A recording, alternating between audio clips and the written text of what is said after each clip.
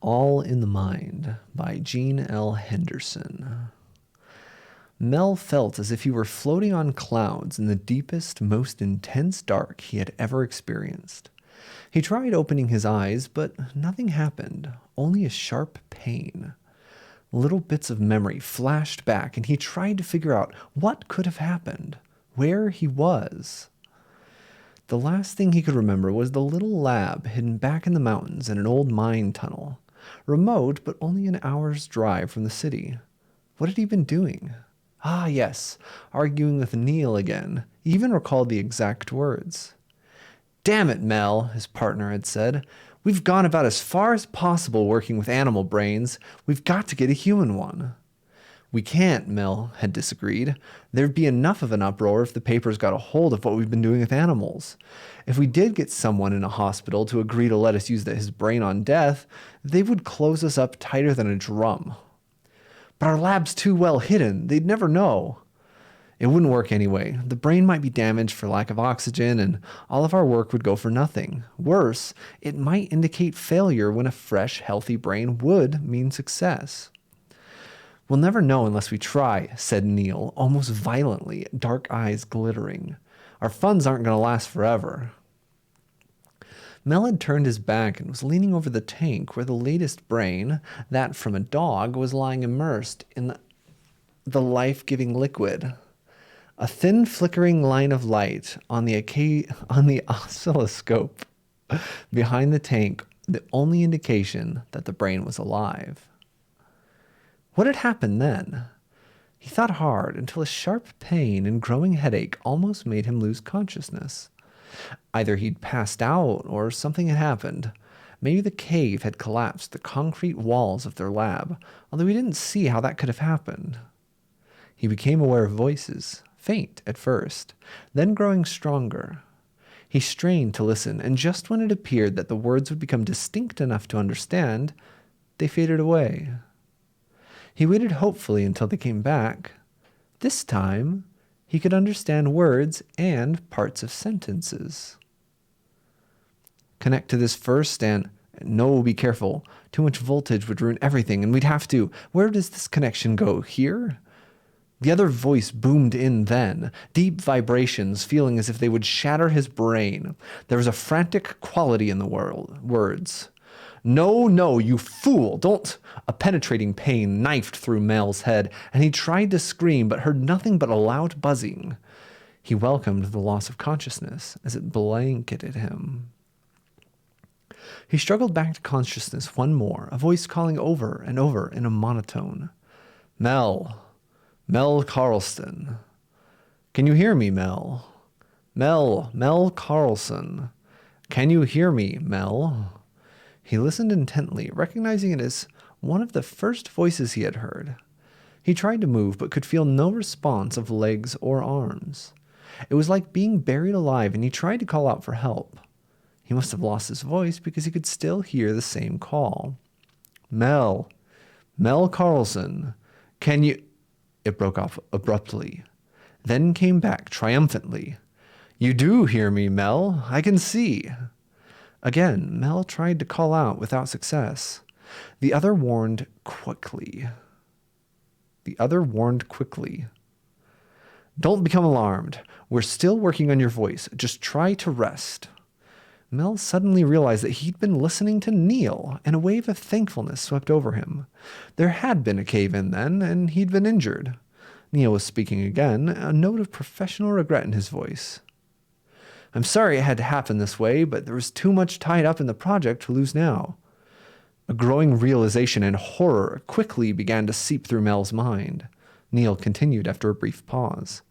"The sine wave jumped. I see you must realize it now. I had to do it, Mel.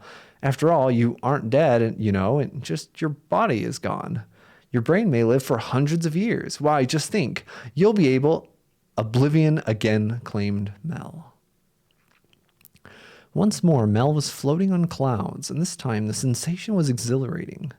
He tried moving his arms and legs to see if he could swim through the velvety darkness, but failed. A faint glow began to reappear ahead of him, and a low rumble of voices began to echo throughout his mind. Full realization of what had happened swept over him, and he struggled to retain his sanity. The voices were louder, and he recognized that of Neil, who was saying, "Is conscious now. Easy on the voltage, remember last time." A brief pause, then louder. "Mel, I see that you can hear me. Listen carefully. I've tried out several of my own theories, that's why you can hear. And in just a moment, I'm going to give you eyesight. We're having trouble with a voice." The light began growing in intensity and hurt his eyeballs. Mel remembered then, depressed, that he had no eyes of his own. Even at the thought, he tried to shut his eyes, which only caused his brain to ache more. He tried completely relaxing in an endeavor to capture the floating sensation once again. "Ah, that's better," approved Neil's voice. "I see that the brain wave is smoothed down. If you'll just accept what happened, Mel, we should be able to work together." Figures began to form in the white mist. As they became stronger, but out of focus, he saw Neil bent over a control panel, carefully making adjustments and glancing frequently at the leaping line of green light across the scope in front of him. He felt a surge of hate sweep through his brain and saw the green line jump violently. Neil's hand instinctively jumped toward a red-covered switch. At the same time, he flashed a glance towards the tank that was barely within the range of Mel's vision. He realized almost at once that it must be the same one in which his brain was resting. The full, sickening realization of what had happened hit him, and he almost went over the blackout line. Then Neil's face loomed square in his direction, and hate, the most intense hate he had ever experienced, brought the green line that represented his brain output up to full level. His brain sent impulses out to the nerve ends that had controlled his arms and legs. They felt as if they were still attached to him, but paralyzed. His mind felt clearer and sharper now than it had ever been before in his life.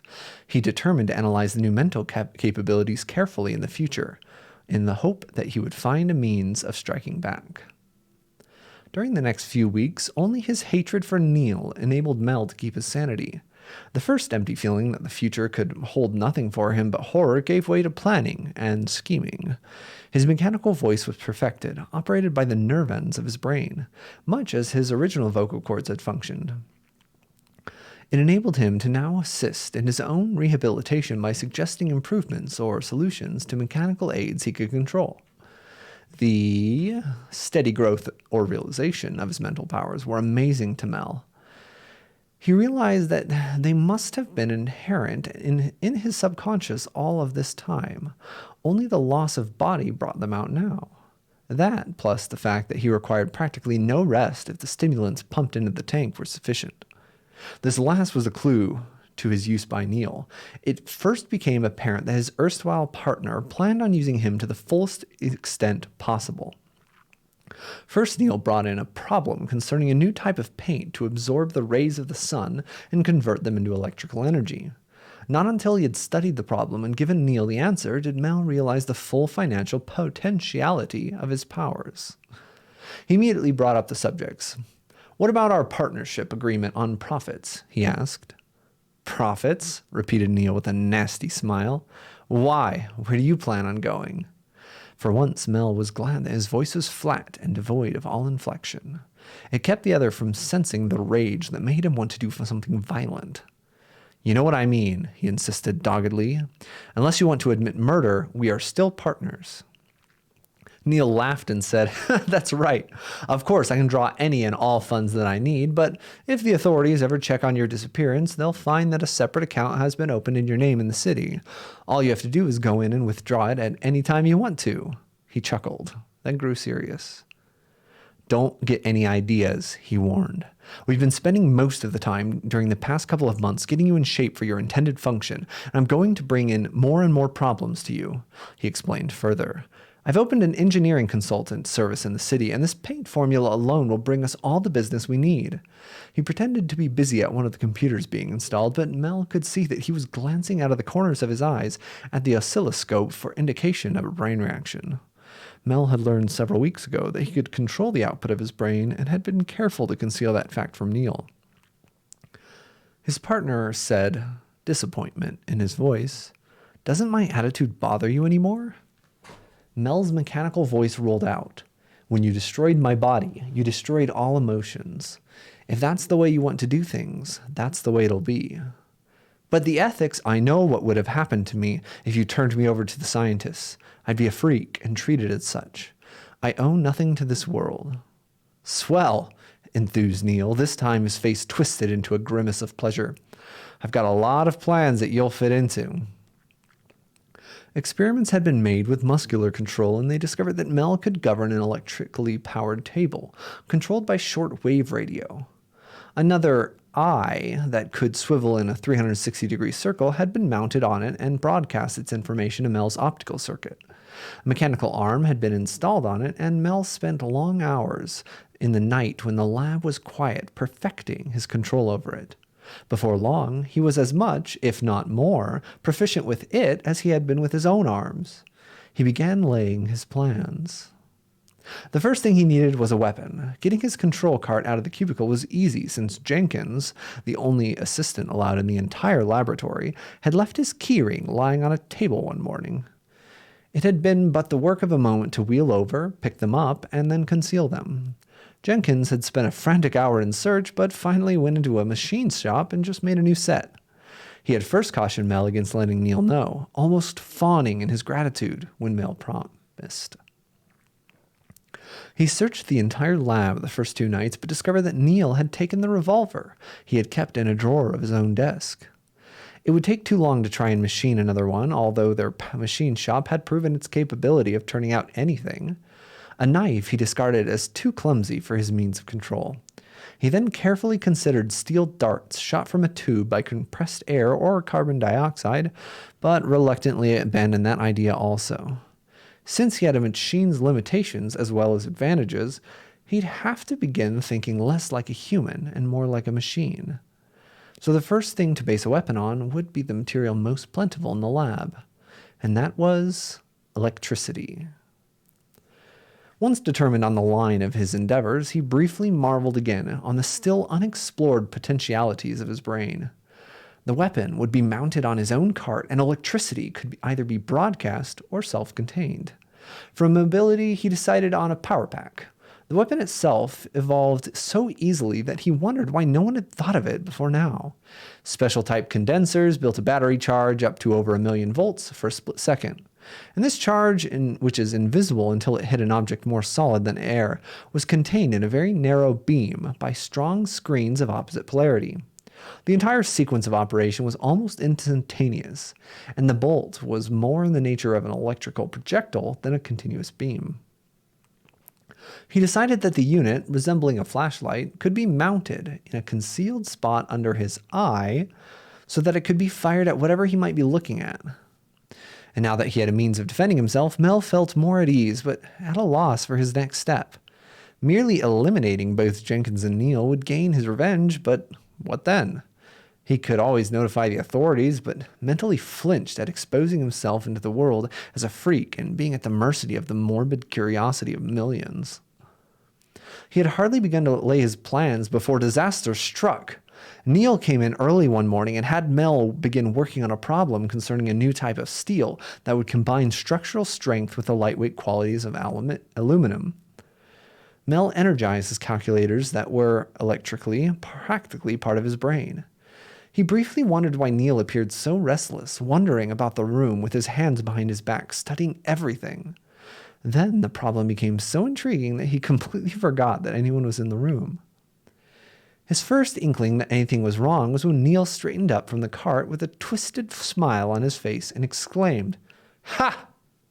Mel's first startled conjecture was that the other had discovered the secret weapon.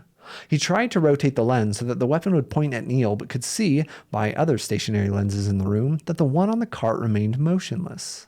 The same was true of the mechanical arm. In fact, the entire cart was dead. "I pulled the main power fuse," said Neil, a slight smile on his face. "I suppose you thought you were getting away with it completely." Not positive as to how much his partner knew, Mel decided on silence as his defense. The smile disappeared from the other's face, and he continued, slowly. "Something must be wrong with your reasoning. I know something was up when the power company's statement showed an unusually high increase in power consumption. From there on, it was easy to read the matters at night myself, and then the next morning. What were you up to, anyway?" Mel still maintained his silence. Okay, if that's the way you want it, said Neil more harshly. He walked to the end of the tank, and Mel felt his brain telegraphing warnings to severed nerve connections not yet again in use. Neil reached out to a valve Mel recognized as controlling the minute amount of chemicals that served to nourish the cells in his brain. Relays were connected to it that also regulated the injection of oxygen proportionally into the fluid. He turned it slightly, then began watching the oscilloscope closely. In a matter of seconds, Mel felt his usually sharp senses begin to dull. The oscilloscope blurred until, by great effort, he brought it into focus again. He saw that the height of the wavy line denoting the strength of his brain's output was abnormally low. "Are you feeling all right?" asked Neil in mock anxiety. He turned the valve back to its correct setting, and almost instantly Mel felt better. "That's just a sample of what can happen if you force me to it," warned the other. "A little more of a turn, and that super brain of yours would be garbage. Only I wouldn't do that, of course. There are a few more experiments I want to make before your brain dies." Knowing the vicious nature of his partner, Mel decided to talk before the other goaded himself into some unplanned action. "Don't forget the fable about the goose that laid the golden eggs," his voice rolled out. "There's still a lot I could do for you, you know, or not do." He saw with relief that the anger receded from the other's face to be replaced by a look of cunning. "I almost forgot that," said Neil. "I have another surprise for you." He went to a circuit near the master calculator that he himself had installed only several days ago. All the master components were open, a rheostat appearing to be the primary control. Mel had decided at the time it had to do with the voltage regulation of the calculator since there had been trouble with it. Neil placed his hand on it, then turned his head in the general direction of the tank and said, "Just in case you get ideas of not cooperating, I can use this for persuasion." He cracked the vernier, but just a trifle, and agony knifed through Mel's brain. It receded, leaving a slight ache. "Not too much voltage," Neil was saying with satisfaction.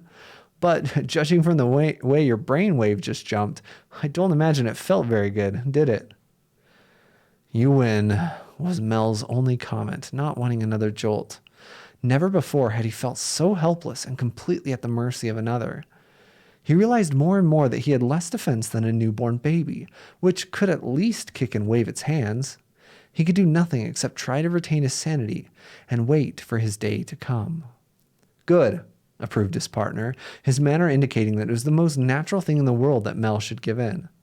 "Just in case you forget, I think I'll keep the cart disconnected so that you can't do anything to harm yourself at night." His manner abruptly turned businesslike. "Now then, that paint formula story got around, and we've got a lot of business to handle. Most of it's routine for you, but we'll drag it out and suck them plenty. A couple of items we'll copy after you've solved them and say it couldn't be done." Mel missed the cart more than he thought he would. It was much like the time when, as a boy, he'd broken a leg and had to stay in bed for several weeks. He was forced to turn in on himself. The real turn in the development of his mind, and above the level he had thought possible, came about as an accident one day. Resting, with nothing to do, he had the full room in vision with the stationary lenses. A flicker of motion caught his attention, and careful waiting disclosed it to be a small mouse that had somehow gained access to the laboratory and then into his room. Welcoming any change to his routine, he watched as the small creature scurried about the room looking for something to eat. Several times, Mel amused himself by causing his voice box to rumble, making the rodent scurry around madly for a hiding place until the imagined danger had passed. Eventually, it became used to the noise, and not even talking affected it. It disappeared from sight for several minutes, and Mel had just begun to wonder if it had a nest in the equipment, when it reappeared on top of the calculator, near the electrical prod that Neil had used on his brain. Remembering the searing jolt that it had given him, Mel watched anxiously as the mouse pushed an inquisitive nose into the still exposed components. He became even more concerned as the animal became more intrigued. Not only was there danger that the mouse would push down on a delicate relay and close it, but he could conceivably short out the main power supply. The result was not pleasant to contemplate. If it didn't permanently damage some of his brain cells, the pain might drive him into insanity. He tried shouting, but the mouse paid no attention to him. He called for first Jenkins and then Neil until he remembered that his partner had said they were going in after some special equipment. While he watched helplessly, the mouse stretched out and touched a relay point. Instantly, pain knifed through his brain, and he became aware of a roaring sound that he realized was his own voice blaring out. The extra loud and continued blast of sound had caused the mouse to withdraw nervously from the relay. Something about it had made him determined, however, and as Mel was barely recovering from the first jolt, the mouse moved back. Mel wished desperately that the cart had been left in operation so that he might at least use the sound of motion or the mechanical arm to frighten his tiny tormentor from the vicinity of the relay. He watched intently as the mouse came closer to the points, oblivious to everything else in the room. As it almost touched the points, a violent surge of hate coursed through his brain cells, and he was surprised to see the mouse flung violently back down to the floor. It lay there motionless, and he finally realized, with thankfulness, that it was dead. As the pain from the jolt subsided to the point where he could barely feel it, he began to wonder what had happened.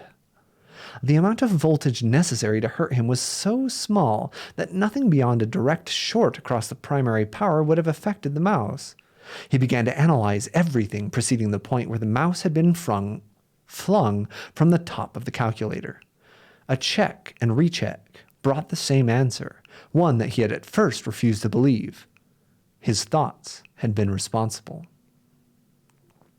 Further contemplation convinced him that, while his thoughts had undoubtedly been responsible, the mental power itself had not been enough, as pure brute force, to accomplish the task, but must have struck at the rodent's brain itself. That would have been enough to convulse the animal's muscles and make it look at first as if some outside force had hurled it to the floor. The stolid Jenkins was somewhat perturbed when he found the dead mouse. "But how could it get in here?" he demanded querulously. Then, as if in sudden thought, "And what could have killed it?" Mel suddenly decided that it might be better if the other were set at ease, since even Jenkins could dissect it if he became curious enough and might find enough to make Neil suspicious. "I saw it yesterday," he said. "I didn't say anything since it was interesting and was company for me. I noticed that it was moving more slowly today and seemed to be weaker. It must have starved to death. Nothing to eat in here, and he couldn't get out." "Yeah," agreed the other, picking it up and throwing it into a waste paper basket.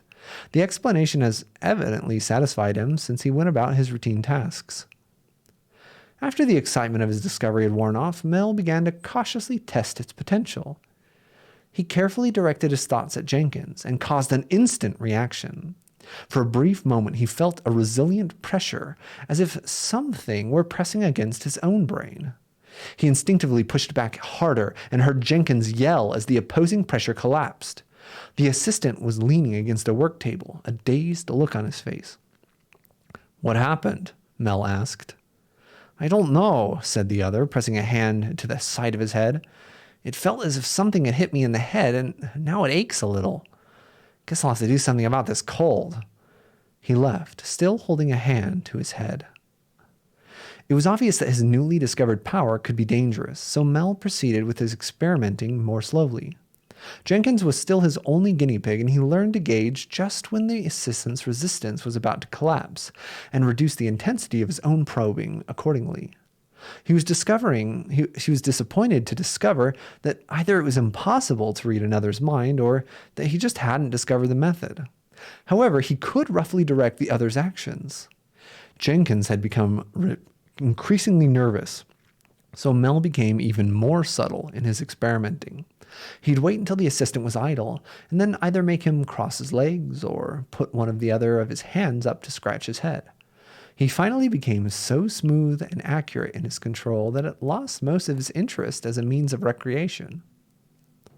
He began to extend his range. Wood and concrete offered no impedance at all. Metal, with the exception of aluminum, cut the intensity roughly about a half.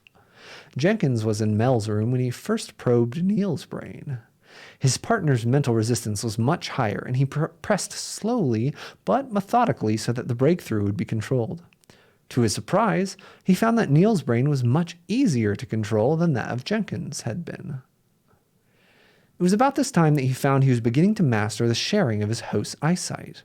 While he might not be able to read another's mind, it would be a big help to know what someone else was doing or what he was looking at. He tried searching outside the building but found nothing other than the occasional small spot of resistance that would probably indicate a small animal. This wasn't surprising since the lab was hidden in caves in a secluded canyon that had no attraction to the casual wanderer. His next concentration was on the animals he encountered every so often. His first few attempts resulted in sudden and complete collapse of resistance, and he sadly concluded that his control had been too powerful and resulted in their death. He tried more carefully and was overjoyed when he established contact with their visual senses. The sensation was almost as overpowering as if he had suddenly gained eyesight of his own. For the first time in months, he reveled in seeing the country around the outside of the lab, and never before had he thought it so beautiful. Once, while in control of a rabbit's mind, he saw an eagle flying overhead. He quickly transferred, and before the bird flew far enough away to make control impossible, he enjoyed the far-reaching vision of the bird's eyes as it swept on toward some hidden nest. He could even see the city in the distance. Several times he neglected to notice Neil's entrance into the room, so absorbed did he become in his newly discovered, if second-hand, freedom. "What's happened to you anyway?" demanded his erstwhile partner one day after he had to repeat a question. "Half the time you're so lost in a world of your own. What are you up to anyway?" "Nothing," replied Mel, suddenly alert to any new danger, although confident he could take care of himself now. "I was just going over some new equations I've been formulating as a hobby. Now that you've taken away my cart, there isn't much to keep me occupied, you know. You don't begin to bring enough problems. What's wrong?" Mel wished that he could read the other's mind since Neil began to act evasive. He laughed with a false heartiness. "Wrong? Why, we've," he corrected, "already made a fortune on a couple of our own patents as well as commissions from project solutions. Someone might get suspicious if we did too well or too much." This made sense, but Mel couldn't resist digging. "You mean that your past record of success, as measured against your supposed one now, might make the police ask questions?" he asked. The other remained silent, so he pressed the attack. "Or are they already wondering why I haven't been seen for so long?" "There were a few questions at first," admitted the other, "but I think I've satisfied them all. However, I have been thinking that it might be a good idea to move you somewhere else." "But hardly anyone knows this lab exists," protested Mel. "The power company does, even if the meters are way down the road. We should have planned on our own generators from the first. Then there's the deed recorder. This land is in both of our names, you know." "It'd still be a tremendous project," pointed out Mel. "You couldn't begin to keep the new location secret because you'd need help in moving me. One little slip and it'd all be over." There was an upward curl to the other's lips that Mel did not like. "Oh, we'd have to be careful," he admitted. "Luckily, the time delay wouldn't hurt any. There's so much money rolling in." He hesitated for a moment, as if in thought, then concluded. "In fact, there's no project on now unless you have a private one of your own. It might be a good idea to plan on the move right away." "I still don't like the idea," started Mel flatly. "I'd like to think it over for a couple of days." "Think it over all you want," said Neil with a grin. He walked to the calculator and patted it near the jolter. "Only don't forget, I don't have to ask you." He waited almost hopefully, but Mel said nothing, content with the feeling of power and knowledge that, so long as he was prepared, the other could do nothing immediate to harm him. The time had come for action, however. Mel kept mental contact with his partner after he had left. Neil went directly to the office and unlocked the center drawer of his desk. He then began pulling out papers and scanning them rapidly, placing some back and keeping others out. Mel gasped to himself when he saw the bank statement and the amount of money deposited under the name of the partnership. That in Neil's personal account was large, but it was perfectly obvious, according to dates Mel could see through the other's eyes, that the transfer of funds had not been underway for long. As it now stood, they were both practically millionaires, but he knew Neil wouldn't be satisfied. Watching through the other's eyes, Mel had his vision switched from the desk to the drawer. He saw that Jenkins had just entered, mouth moving. He thought he could read the lips just enough to make out his own name. Jenkins appeared to stop and listen to Neil. Then his facial expression changed as his lips protested over something. Mel's vision then switched to another desk drawer that had been open, and he saw his missing revolver nesting in it. Neil withdrew it and pointed it at Jenkins. The assistant stepped back, hands up as if to ward off a blow. Then a placating, if anxious, smile spread over his face, and his mouth worked rapidly, too much so for Mel to read any words. Whatever had been said, it appeared to satisfy Neil, since he lowered the revolver. Mel broke contact and came back to his own room and stationary video scanners that served as his eyes. Jenkins came in, and his manner made it plain to Mel that he was laboring under an intense pressure. He began puttering around the work table, gradually making his way closer to the tank housing Mel's brain. "Jenkins," said Mel, purposely extra loud. The assistant jumped nervously, dropping a piece of metal he had picked up. "Yes?" he almost quavered. "Have you ever thought how it would be to be condemned to a life like mine?" "No, not especially. Why should I?" "You helped me out here, you know. I was only following orders. All right. I know how Neil can force a person to do something. But you could help me, you know." "How is that?" Suspiciously. "I'm not going to tell anyone if that's what you're driving at." "No, I'm not going to try to get you to do that. All I want is the fuse replaced on the cart. Then it would feel as if I were moving around and break up the monotony. This is worse than any solitary cell in prison could ever be." "No," refused the assistant flatly. "It wouldn't do you any good anyway. It's just—" He stopped, hand going to his mouth as if he had said something he wasn't supposed to. "How's that, Jenkins?" reminded Mel as quietly and gently as he could. "What's supposed to happen?" "I don't know," replied Jenkins sullenly. "Put a fuse back in the cart," directed Mel. At the same time, he applied pressure, almost to the breaking point, against the other's mind. "No!" He knifed through to the other's brain with ease, and just enough power to accomplish his purpose without harming Jenkins. This was the most complete control Mel had ever attempted, and Jenkins' legs moved spasmodically, as if he were a puppet on strings. There was horror in his bulging eyes, and sweat began breaking out on his forehead. Relentlessly, he was forced towards the cart until at last it had been reached. "Jenkins," said Mel as low as he could, "can you hear me?" A slight twitch of the head was the only indication that he could, so Mel instructed. "There's a spare fuse near the holder, Jenkins. Take it out and place it on the primary circuit. Do that, and I'll let you go. If need be, I could kill you now. The fuse, Jenkins." He relaxed his hold slightly, but Jenkins made no attempt to comply. Mel continued. "Remember the dead mouse, Jenkins? I did that. The fuse before I lose my patience." He applied more power until the other's hand began moving unsteadily towards the cart. As he withdrew slightly from mental contact, Jenkins continued his task, and in a moment Mel was able to move the cart. He had momentarily forgotten Jenkins until he became aware that the assistant had let out a yell of terror and was rushing for the door. Mel watched with amusement, knowing that he could have stopped the other with hardly a strain. Just before he reached the door, it opened, and Neil appeared. Jenkins came to a halt and stared in terror at his employer. "Well," said the other impatiently, "what's been keeping you, Jenkins? Did you—" "No, he didn't," answered Mel. At the same time, he caused the cart to move sideways and swung the video scanner until it was staring directly at Neil. "Well," said the latter accusingly, switching his gaze to the terrified Jenkins, "so this is how you follow out orders." He made me do it, boss. He made me," babbled Jenkins as Neil, face set with determination, drew his revolver from a pocket.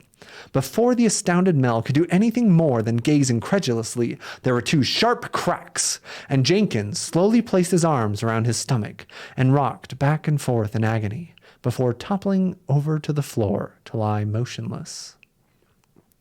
"Now you," said Neil, swinging his revolver towards Mel's tank. Mel frantically stabbed at his partner's mind but could feel no pressure. Another shot rang out and he felt a numbing pressure seemingly from every direction that could only mean it was against his physical brain itself.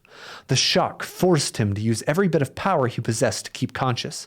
Neil had lowered the revolver a trifle and was saying in a superior tone, "Whatever you did to Jenkins, it's only hastened the inevitable. If that makes you feel any better, I'd have had to get rid of him too, once you were disposed of." He began raising the revolver again, and the dazed Mel instinctively relayed power to the cart.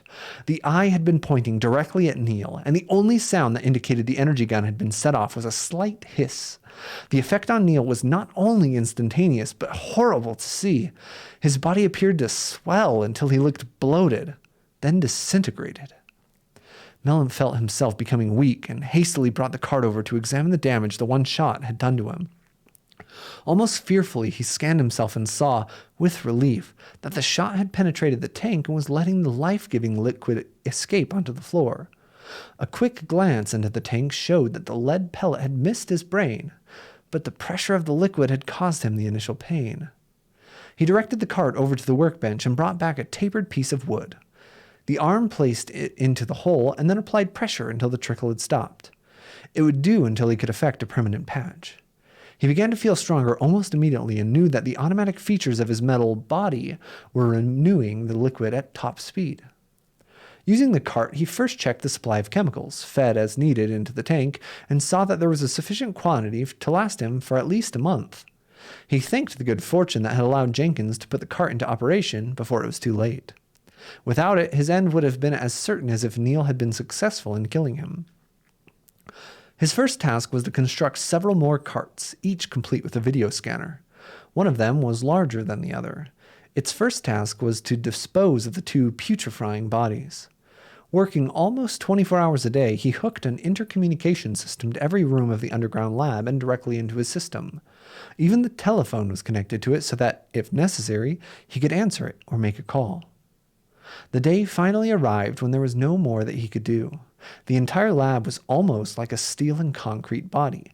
So thoroughly had its every function been integrated as part of his brain.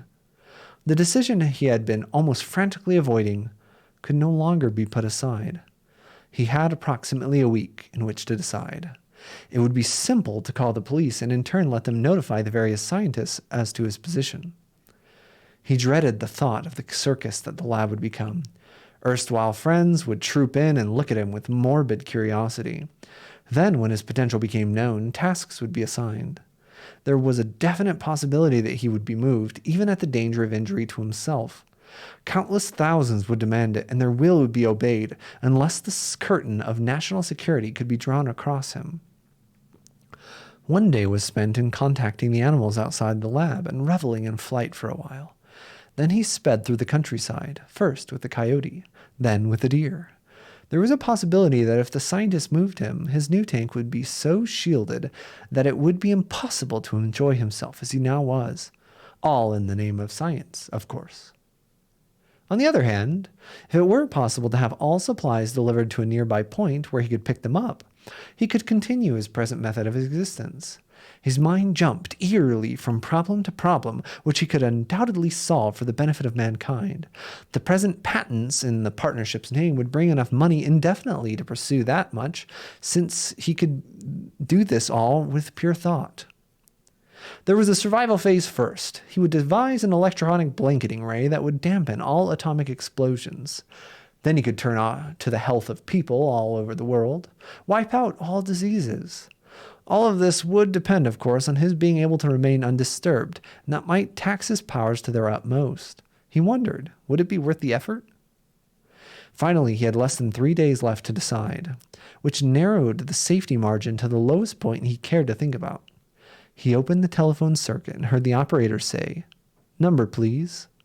He hesitated briefly, then said, "The Waring Chemical Supply House, please." His order was soon placed, and afterwards he felt almost as free and as elated as when, as a boy, school had let out for the summer. The manual dexterity of the metallic fingers he had constructed would enable him to write checks with his own signature. A faint idea had even tickled his curiosity, and he felt certain that he could grow cells within a couple of weeks. From there, he could work on a body for himself, one even more efficient than the old one that Neil had destroyed. A human in the lab at that moment would have been startled. As near possible as it was for any wheeled vehicle to do so, he had several carts, almost doing a jig in the main office. His new life had just begun. The end. A nice short story with 3 characters, all of whom were murdered. Freaking Neil axing his partner, stuffing his brain into a little tank. Then freaking Neil killing Jenkins in cold blood, trying to shoot the brain, but he got blasted with an electrical eye laser.